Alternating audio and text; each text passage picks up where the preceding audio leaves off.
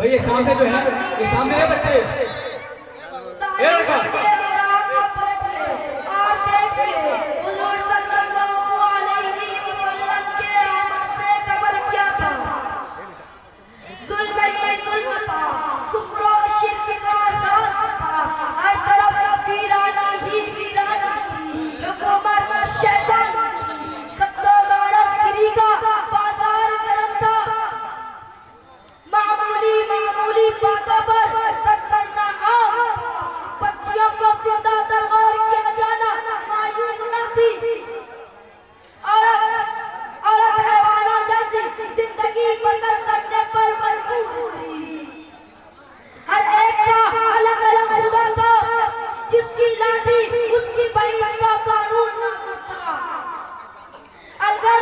इंसानियत तबाही और बर्बादी के आखिरी सहारे पर पहुंच गई।